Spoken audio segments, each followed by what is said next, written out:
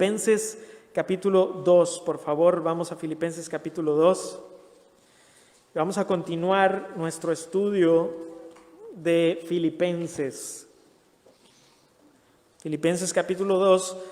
Voy a leer los primeros 4 versículos.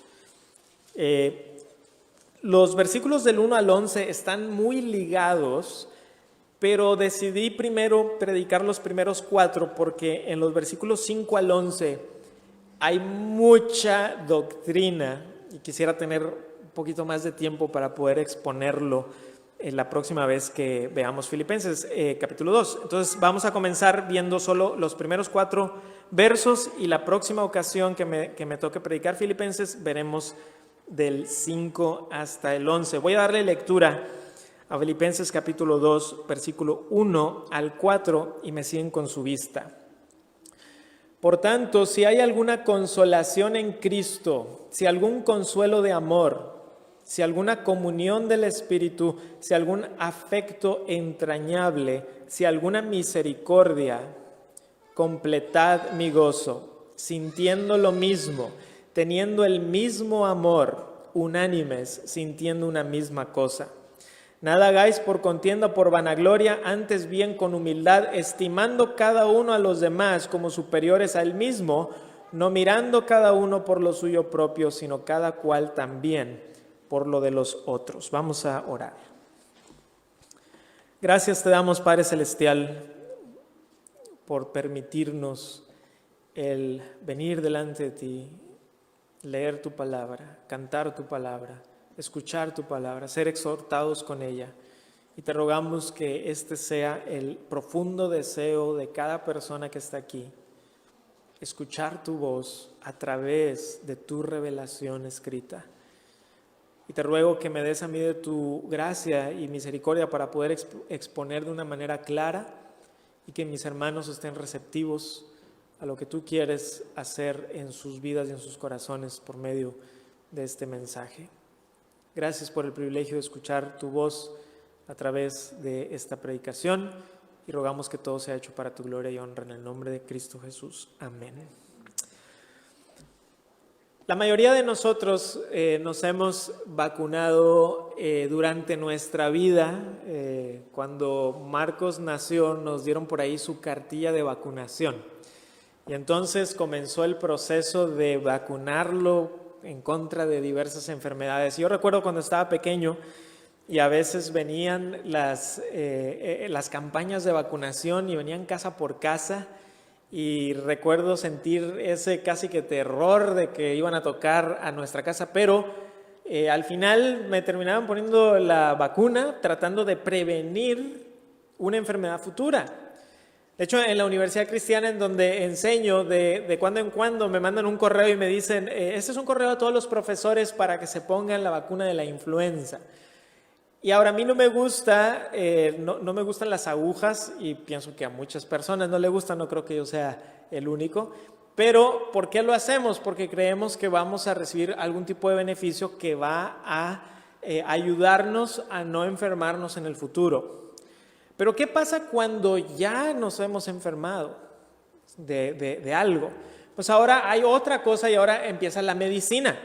Y la medicina es tratar de curar una enfermedad que ya tenemos. Y en algunos casos que son más extremos, si por ejemplo te llegara a morder una víbora venenosa, ahora no nada más necesitas medicina, sino un antídoto. Un antídoto que de alguna manera ya sea preserve tu vida o preserve tu integridad física mientras que estás padeciendo eso. Me llamó la atención que hay algunas enfermedades como la difteria, el tétanos, el polio, la hepatitis, la varicela, el sarampión, la rubiola, la rabia, la papera, el herpes zóster, el ébola. Muchas de estas enfermedades están casi erradicadas en muchas partes del mundo gracias a ya sea campañas de vacunación y otros aspectos. ¿Y por qué menciono todo esto? Porque en estos versículos el apóstol Pablo nos está dando algo que puede funcionar ya sea como una vacuna o como un antídoto, dependiendo de la situación. porque puede ayudarnos ya sea a prevenir un mal o en otros casos nos va más bien a hacer el que podamos nosotros salir de la enfermedad en la que estamos, como si fuera un antídoto. ¿Y cuál es eso por lo cual el apóstol Pablo está diciendo digamos, el antídoto? ¿A qué mal? Al problema de la desunidad en la iglesia, al problema de la división dentro de la iglesia. En el caso de los filipenses, aparentemente había ya divisiones y por lo tanto Pablo tiene que apuntarles al antídoto. Y hoy vamos a ver dos cosas específicas de las cuales habla Pablo. Primero, la importancia de buscar la unidad, y vamos a hablar de la verdadera unidad, y la importancia de demostrar humildad. Esas dos cosas funcionan como un antídoto para una iglesia que está padeciendo división. O puede ser como una vacuna para evitar que una iglesia caiga en la división. Primeramente, punto número 1, debemos buscar la unidad. Debemos buscar la unidad. En el versículo 1, el apóstol comienza con un por tanto, lo que nos apunta hacia los versículos 27 al 30. En los versículos 27 al 30, Pablo ha exhortado a los filipenses a comportarse como es digno del evangelio, lo vimos la semana pasada, firmes, combatiendo unánimes y en nada intimidados por los opositores. También Pablo les recuerda que tanto su fe como su sufrimiento les había sido concedido por gracia de parte de Dios. Y entonces ahora en el capítulo 2, Pablo da una lista de 5 cosas que comienzan con un sí. ¿Verdad? Lo ven ahí, en el versículo 2. Sí, sí, varias veces. Pero este sí no es una suposición, más bien tiene la fuerza de una afirmación. Pudiera traducirse puesto que. Estas seguridades, que al final van a ser 4 porque las últimas 2 están juntas, deben tener un resultado. ¿Y cuál es el resultado? Lo vemos en el versículo 2, completad mi gozo. Entonces, Pablo dice, voy a hablar de estas cosas que son ciertas, las cuales deben de completar mi gozo y resultar en la unidad de la iglesia. ¿Okay? ¿Cuáles son esas 4 cosas? Primero, consolación. Consolación en Cristo. La palabra consuelo puede también traducirse como ánimo o fortaleza. Los filipenses estaban pasando por tiempos difíciles, al igual que el apóstol Pablo, quien estaba en prisión, como ya hemos mencionado varias veces. Sin embargo, habían encontrado verdadero consuelo en Cristo. Y hermanos, el Nuevo Testamento habla mucho de este consuelo. Les invito a Romanos capítulo 15, versículo 5 y versículo 6. En Romanos 15, del 5 al 6, vemos que nuestro Dios es un Dios de consolación. Y aquellos que han venido a Cristo, aquellos que han venido a Dios, son consolados. Romanos 15, 5 dice, pero el Dios de la paciencia y de la consolación os dé entre vosotros un mismo sentir según Cristo Jesús, para que unánimes, a una voz, glorifiquéis al Dios y Padre de nuestro Señor Jesucristo. Entonces, consolación. Les voy a leer yo un pasaje, no tienen que ir ahí, 2 Corintios 1:5, porque de la manera que abundan en nosotros las aflicciones de Cristo, así abunda también por el mismo Cristo nuestra consolación. Entonces, lo primero que el apóstol Pablo dice, esto es algo firme, esto es algo seguro, puesto que tenemos la consolación de Cristo. Y luego hay una segunda cosa que menciona ahí en el versículo 1 del capítulo 2 de Filipenses. Habla del consuelo de amor. Y esta segunda cosa está relacionada con la primera. Es un consuelo que proviene del amor. Y la pregunta es, ¿de cuál amor procede este consuelo? Porque pudiera referirse al consuelo que viene del amor entre los cristianos, o pudiera referirse, y creo que es más natural, ligarlo a que es el consuelo que viene por el amor de Cristo. ¿Por qué? Porque primero dice, si alguna consolación en Cristo, si algún consuelo de amor, y pudiéramos intuir que el apóstol Pablo está diciendo un amor de Cristo. Entonces, Pablo dice, puesto que han recibido el consuelo que viene del amor de Cristo. Y la pregunta es también, ¿habla la Biblia en algún otro lugar de que nosotros recibimos la consolación por medio de nuestro Dios? Sí. Segunda de Tesalonicenses, capítulo 2. Vayan por favor a Segunda de Tesalonicenses, capítulo 2, versículo 16 y versículo 17. Segunda de Tesalonicenses, capítulo 2, versículo 16 y versículo 17, aquí nos dice claramente que nuestro Dios es una fuente de consolación y que esa fuente de consolación viene de ese amor que Dios tiene por nosotros. Dice el versículo ahí, versículo 16, y el mismo Jesucristo, Señor nuestro, y Dios nuestro Padre, el cual, ¿qué? Nos amó. ¿Y qué más? Nos dio consolación eterna y buena esperanza por gracia, conforte vuestros corazones y os confirme en toda palabra y obra. Entonces, ¿qué hemos recibido? Dice el apóstol Pablo, ¿qué certezas tenemos? Consolación en Cristo, consuelo de amor. Regresemos a nuestro pasaje. Recuerden tener por ahí su separador en Filipenses capítulo 2. La tercera cosa que vemos en el capítulo 2, versículo 1, la tercera cosa es la comunión del Espíritu. Comunión del Espíritu. Y la palabra comunión es una palabra griega relativamente conocida, es la palabra koinonía. Y la palabra koinonía tiene que ver con eso, tiene que ver con comunión, tiene que ver con, por ejemplo, a veces se usa de la comunión entre los hermanos, la koinonía entre los hermanos. Pero aquí está hablando de la comunión del Espíritu. Y eso se refiere a la comunión que el creyente tiene con el Espíritu Santo. Y la Biblia lo afirma. Les voy a leer yo este pasaje. 1 Corintios 12:13 dice, porque por un solo espíritu fuimos todos bautizados en un cuerpo, sean judíos o griegos, sean esclavos o libres, y a todos se nos dio a beber de un mismo espíritu. Entonces Pablo dice ahí en 1 Corintios 12, si tú eres un verdadero creyente, todos los verdaderos creyentes somos partícipes del mismo espíritu. No solamente eso, sino que la Biblia afirma que por medio de Jesús y por un mismo espíritu podemos venir al Padre.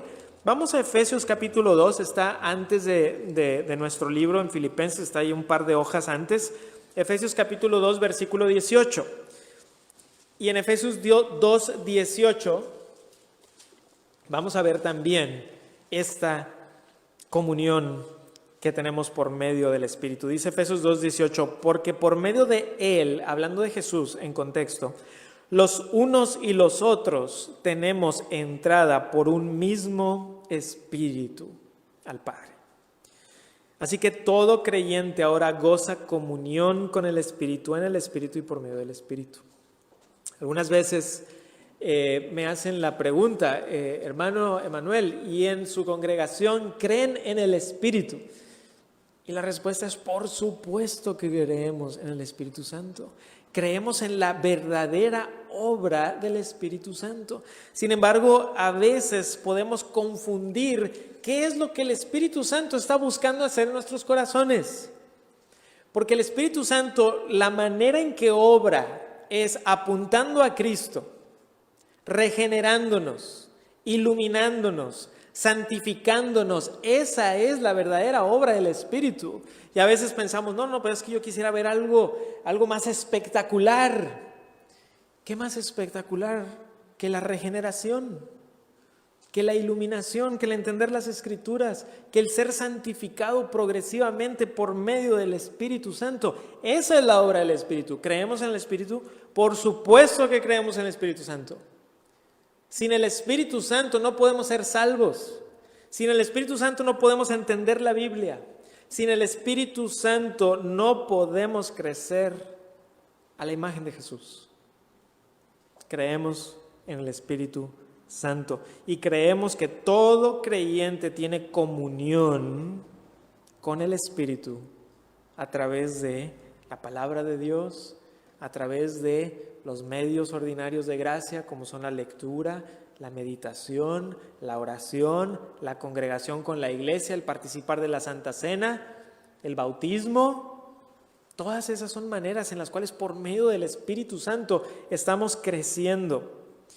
Y si regresamos a nuestro pasaje, vemos una cuarta y quinta cosa, y las voy a juntar porque en el idioma original están juntas. Afecto entrañable y misericordia. Estamos en el verso 1. Afecto entrañable y misericordia. Es un afecto entrañable misericordioso.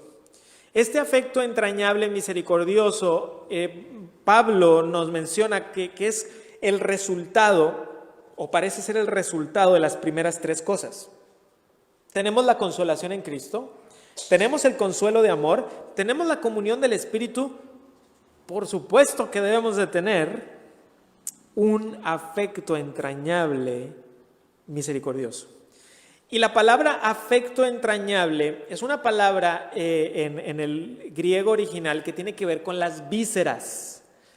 Y nosotros no usamos, como los judíos del primer siglo, no usamos la palabra vísceras muy comúnmente para referirnos a lo que el apóstol Pablo, pero sí la usamos en algunas expresiones. Por ejemplo, cuando se dice de tener un sentimiento visceral. Y cuando alguien usa esa frase, ¿a qué es lo que entendemos? Que algo que viene desde lo más profundo de nuestro ser.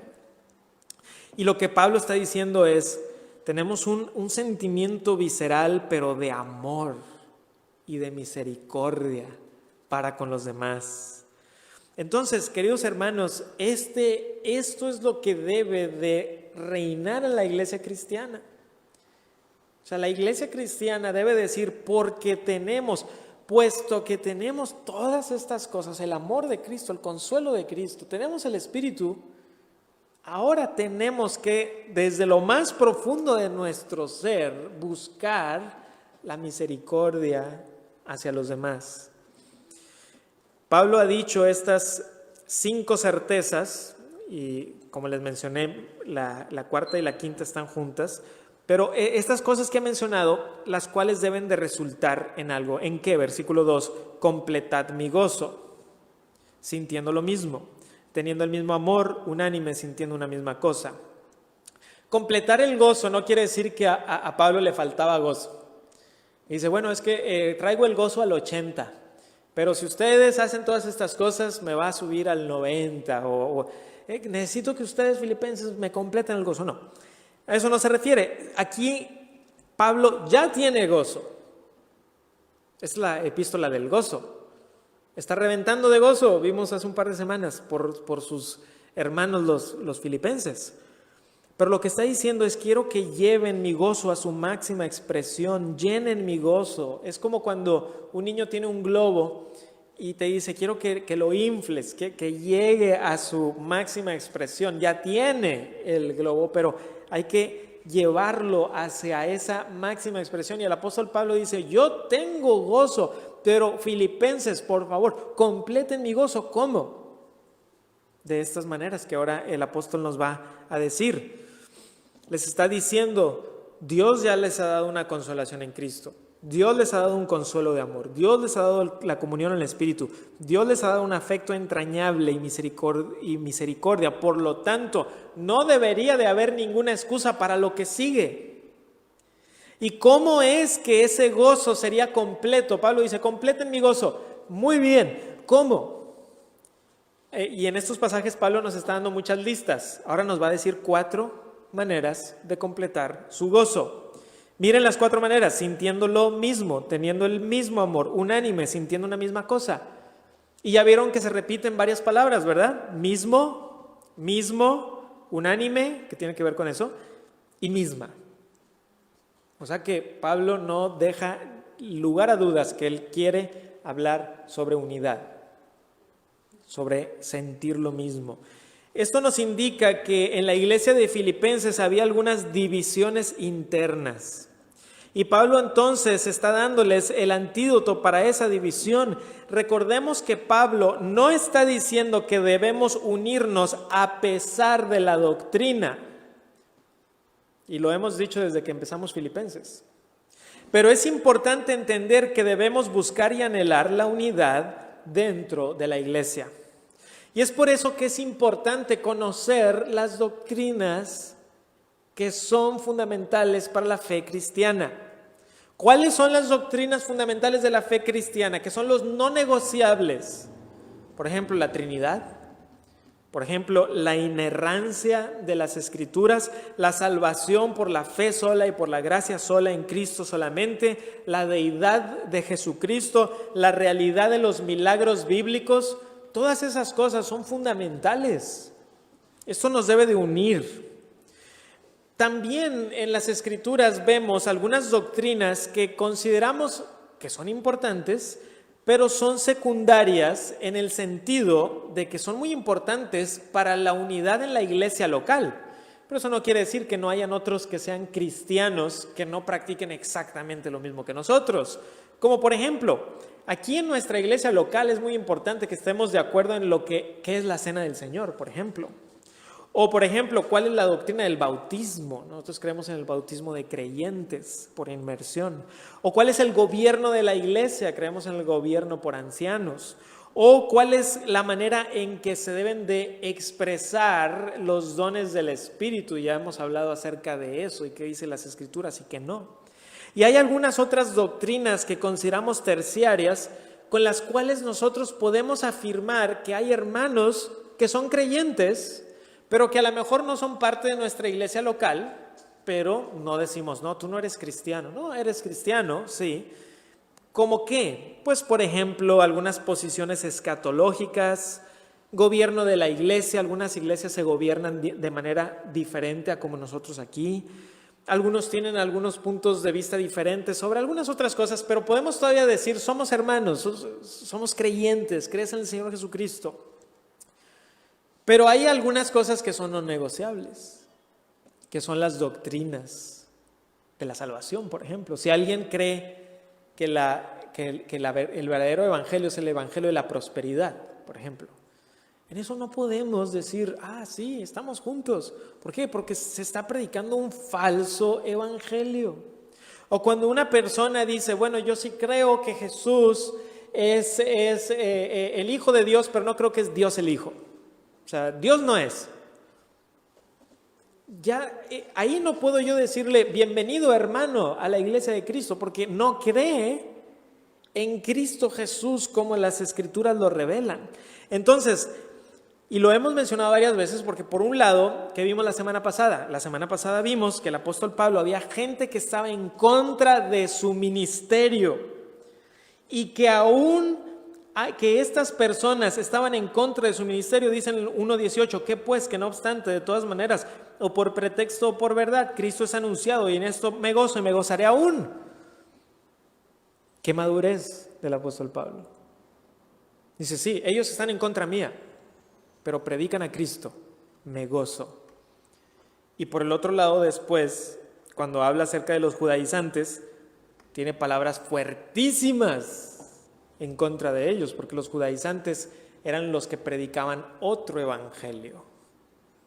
Entonces Pablo es muy cuidadoso y él sabe distinguir, están predicando a Cristo, están en contra mía, eso no está bien, no deberían de estar en contra de Pablo, pero Pablo está dispuesto a cubrir esa falta con amor y gozarse porque predican a Cristo. Pero ahora en el capítulo 2, ahora el énfasis de Pablo es, hermanos, hay que unirnos en la verdadera doctrina, en el verdadero amor, hay que unirnos como iglesia. Y entonces vamos a ver cómo dice Pablo que debemos de unirnos verdaderamente en ese versículo 2. Primero, sintiendo lo mismo. Y en español la palabra sentir tiene que ver con los sentimientos, ¿no? O sea, pensamos sentir sentimientos. Pero aquí la palabra sentir tiene más que ver con la mente, con la voluntad, con las emociones. Y es una palabra más comprensiva en el original. De hecho, algunas versiones lo traducen, sean de una misma mente o tengan una misma actitud. Y luego dice el apóstol, continúa diciendo, teniendo el mismo amor. Y en los próximos versículos, Pablo va a hablar del increíble amor de Jesús. Por lo tanto, los creyentes deben manifestar el mismo amor que han visto en Jesús, quien estuvo dispuesto a dejar su trono para encarnarse y morir por nosotros. Tercero, dice Pablo, unánimes. Y la palabra unánimes tiene que ver con armonía. Eso es lo que la palabra unánimes está relacionada.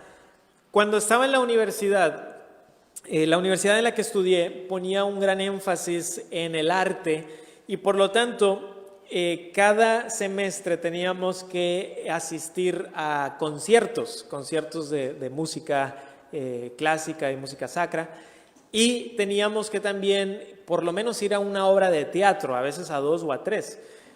Y por ahí de Semana Santa muchas veces la universidad ponía el coro de la universidad a cantar el Mesías de Händel y el Aleluya también de Händel. Y no sé si alguien haya tenido la oportunidad, no muchos han tenido la oportunidad de escuchar en vivo el Aleluya de Händel, y si no, por lo menos búsquenlo y escúchenlo con unos buenos audífonos para que puedan sentir la fuerza de ese himno.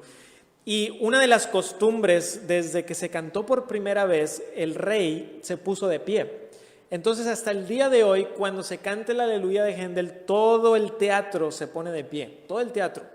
Y cuando yo lo escuché por primera vez, el coro era unas 400 personas y es algo impresionante la fuerza de ese canto, en donde todo este coro de voces tienen una armonía impresionante y empiezan a cantar los hombres y cantan las mujeres y cantan las diferentes voces y Dios omnipotente reina, aleluya, Dios omnipotente reina, aleluya, y luego termina con la nota alta, alta, alta. Imagínense ustedes que hubiera 20 desentonados ahí, o 30, o 40, imagínense.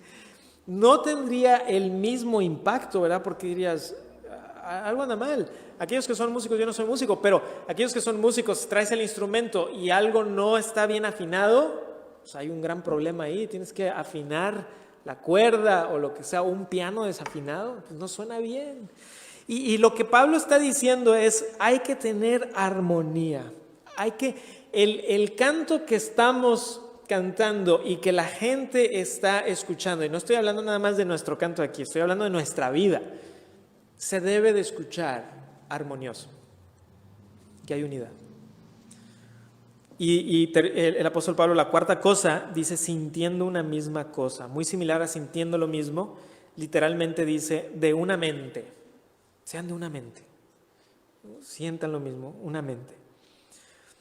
Hace tiempo escuché una historia que contó el pastor John MacArthur, que cuando estaba en vida el pastor Sproul, los dos eran muy, muy amigos, habían tenido una reunión de líderes evangélicos en diferentes aspectos, ¿sí? Y había una cosa que había en discusión en la mesa, y era hasta qué punto debe de haber unidad en las iglesias cristianas. Y tanto el pastor MacArthur como el pastor Sproul decían que la unidad debía de ser una unidad doctrinal, es decir, unirnos en doctrina. Pero al otro lado de la mesa habían unos que decían, no, es que la doctrina divide. Entonces, más bien tenemos que unirnos en práctica. Mientras que todos practiquemos lo mismo y más o menos seamos similares, la doctrina no es tan importante. Obviamente que esta es una diferencia de opinión significativa.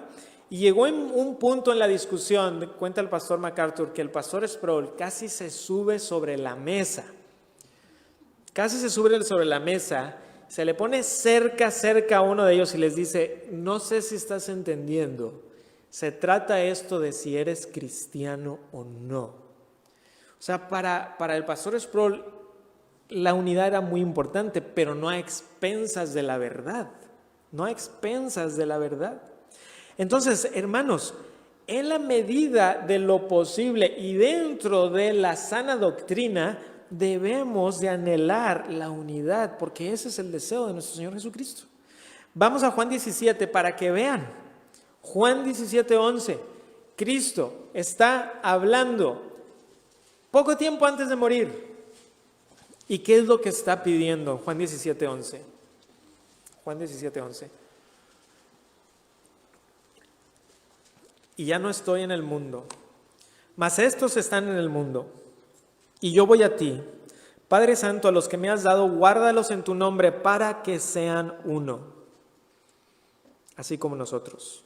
Y vayan ahora ahí al versículo 22, un poquito más adelante, mismo capítulo 21 y 22, perdón. 21 dice, para que todos sean uno como tú, oh Padre, en mí y yo en ti, que también ellos sean uno en nosotros, para que el mundo crea que tú me enviaste. La gloria que me diste yo les he dado para que sean uno, así como nosotros somos uno. Aquí claramente vemos la doctrina de la Trinidad, ¿verdad? Para que sean uno así como nosotros somos uno, un Dios en tres personas. Y también vemos cuál es el deseo que tiene Cristo por la iglesia. Es que haya unidad. Todos sabemos que hay múltiples divisiones en las iglesias cristianas. Y esto no se debe al deseo de Cristo, se debe a la pecaminosidad de nosotros. Se debe muchas veces al malentendimiento de cuáles son las verdaderas doctrinas y a muchos otros factores. Y yo entiendo eso, lo he experimentado, muchos de nosotros también. Pero lo que Pablo está diciendo es, le está hablando a una iglesia local y les está diciendo, mantengan la unidad, busquen la unidad entre ustedes, sean misericordiosos unos con otros, sepan lo que tienen. Una vez más, hermanos, no estamos diciendo a expensas de la verdad, sino en la verdad. ¿Cómo podemos ser una iglesia unida? Solo si somos una iglesia humilde. Y eso nos lleva al punto número 2. Debemos demostrar humildad. Debemos demostrar humildad. Versículo 3 de Filipenses 2 dice, nada hagáis por contienda o por vanagloria, antes bien con humildad, estimando cada uno a los demás como superiores a él mismo. Entonces, aquí Pablo primero da un imperativo negativo. ¿Qué se refiere a eso?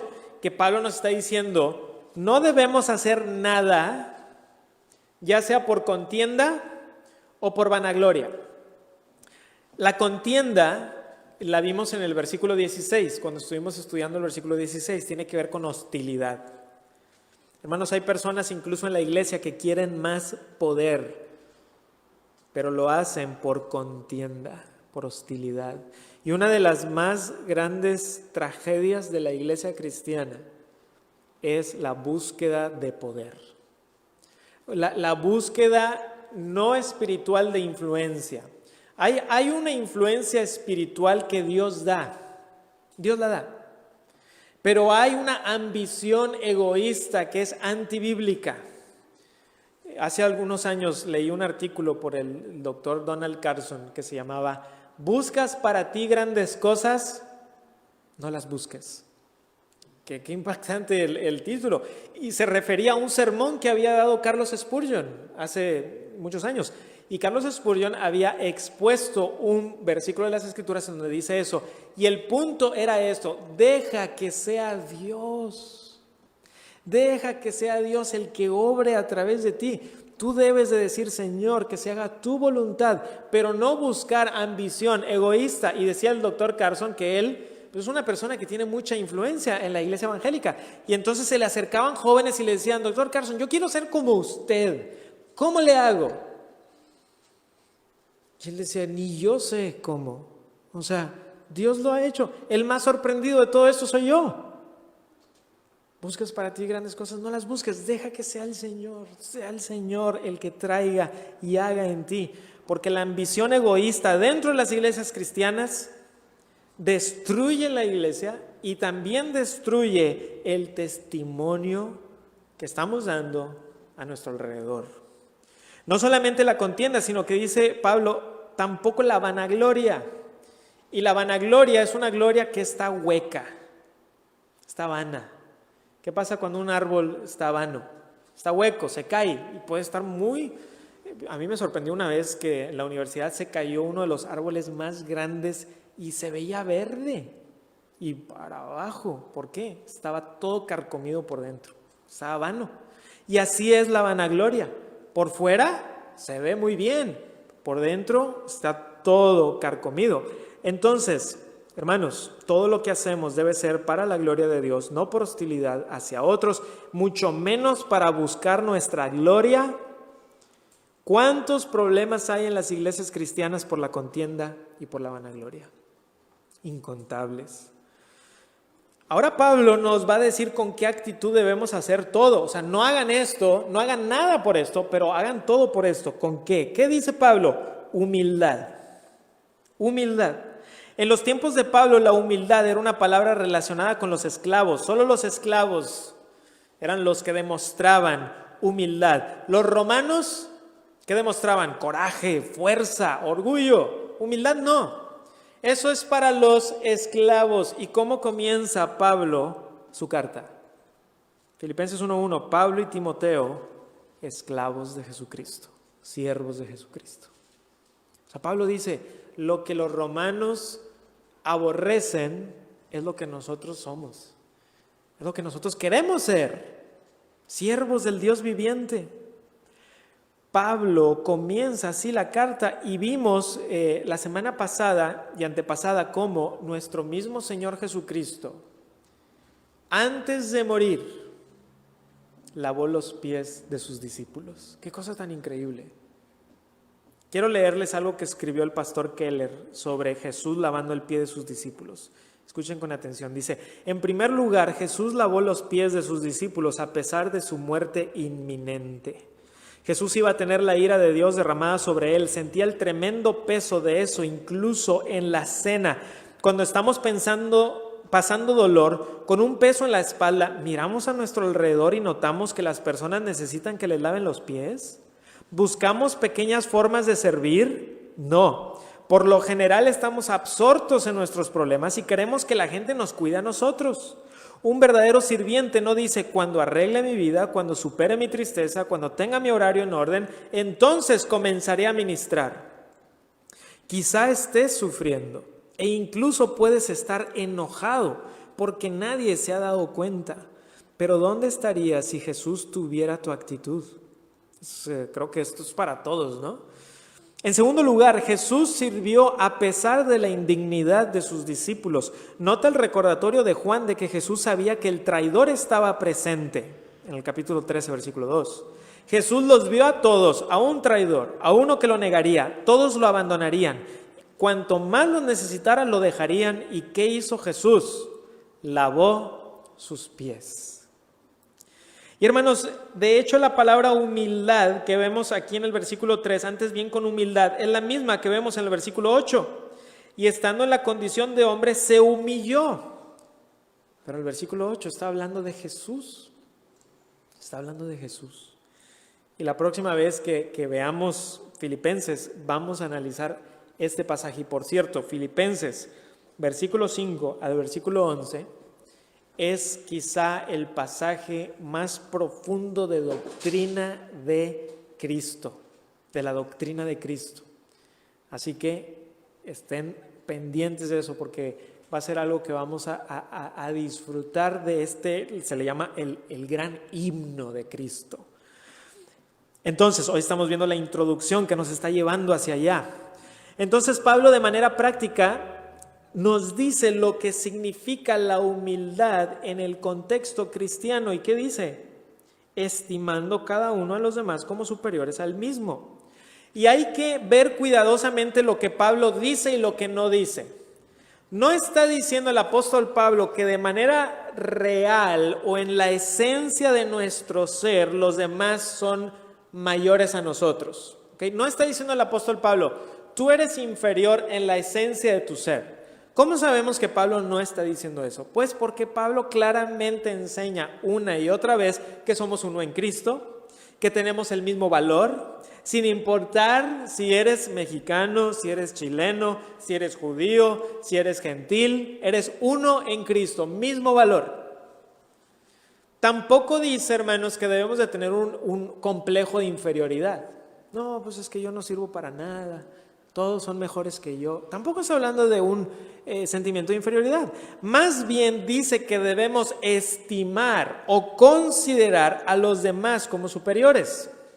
Es decir, dejar el egocentrismo, ser humilde, ser como Jesús. Y hermanos, para poder hacer esto, necesitamos tener completa seguridad de nuestro valor en Cristo. No vas a poder cumplir esto a menos que tengas seguridad de lo que tú vales en Cristo. Cuando una persona dice, mi valor está en que estoy en Cristo Jesús, voy a poder considerar a los demás como superiores a mí mismo porque Cristo hizo eso. ¿Quién más que nuestro Señor Jesucristo estaba completamente seguro de quién era? Amado por el Padre, ¿verdad? El mismísimo Hijo de Dios. Se pone la toalla, lava los pies de los discípulos. Imagínense, usen su imaginación, vean a Jesús lavando los pies de Judas, de Pedro, ¿verdad? Que lo va a negar 3 veces. Y el Señor Jesucristo no llega a ellos y dice, bueno, pues ni modo, ¿no? Lo hace con humildad. Entonces encuentra tu seguridad, tu dignidad, tu valor en que tú estás en Jesús. Eres hijo de Dios, eres hija de Dios, has sido cubierto con la sangre del Señor Jesucristo, has sido perdonado. Ahí está nuestra seguridad, hermanos. No está en cuánto sé, cuánto dinero tengo, cuántos carros, no. ¿Cuántos seguidores en Facebook? No. ¿Dónde está? En Cristo Jesús. Solo de esa manera podemos, de una manera bíblica, considerar a los demás como superiores a nosotros mismos a la luz del Evangelio. Leí la historia hace tiempo de que en Inglaterra habían invitado a un pastor a una gran conferencia que se iba a hacer, y este era un pastor ya un poquito grande de edad, y por alguna razón se le había atrasado el vuelo, algo había pasado, y llega el pastor ahí al lugar, a la iglesia, y toca la puerta y dice, discúlpenme, vengo a la conferencia, pero por alguna razón no había podido ir a su hotel, no recuerdo todos los detalles, y la persona que lo recibe no lo reconoce, y le dice, mire, tenemos todo ocupado aquí, pero si quiere le ponemos aquí un colchoncito aquí en el rincón, y muchas gracias, claro que sí, y se duerme ahí. Y al siguiente día viene el organizador de la gran conferencia y ve al pastor conferencista que está ahí, y pues imagínense, empieza que qué pasó aquí, quién lo puso ahí y todo eso. Y entonces va con él y se está muriendo de la vergüenza y le discúlpeme, perdón. Y dice, ¿pero por qué? No hay ningún problema.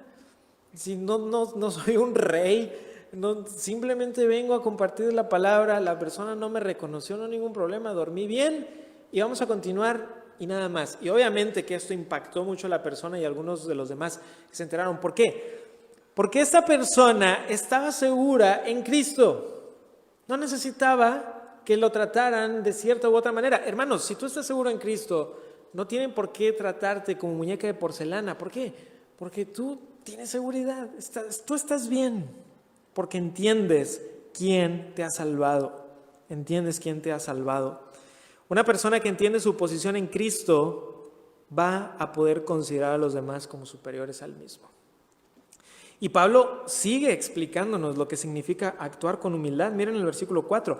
Dice, no mirando cada uno por lo suyo propio, sino cada cual también por lo de los otros. Y en el griego original la idea es no mirando cada uno por lo suyo propio solamente, sino cada cual también por lo de los otros. Es decir, no está hablando de una falsa humildad. Se trata de un enfoque correcto. Me acuerdo una vez haber escuchado a una persona que dijo, sí, yo aquí estoy en este lugar, pero en mi casa pues la gente no tiene ni qué comer, pero yo aquí estoy por la obra de Cristo. Yo pensé, bueno, pues habrá que regresarse a su casa, darle de comer a su familia, porque las Escrituras dicen que el que no está cuidando de su propia familia no ha entendido el amor de Dios. Entonces no está diciendo ten una falsa humildad, no está diciendo que eso significa que nunca estás pensando de manera apropiada y bíblica acerca de tus necesidades o las necesidades de tu familia. No está hablando Pablo de eso. Está hablando de que no te enfoques nada más en ti. No te enfoques nada más en ti, ¿verdad? Más bien, ¿de qué manera puedo yo ayudar a mis hermanos? Cada cual también por lo de los otros, tanto aspectos espirituales como aspectos materiales. En otras palabras, enfócate en las personas a tu alrededor. ¿Quién es mi prójimo?, le preguntaron al Señor Jesucristo. Pues el que está a tu alrededor. Tus hermanos son tu prójimo. Y hermanos, esta es la exhortación a todos nosotros. ¿De qué manera práctica estás buscando la unidad en la congregación? ¿De qué manera estás buscando la unidad?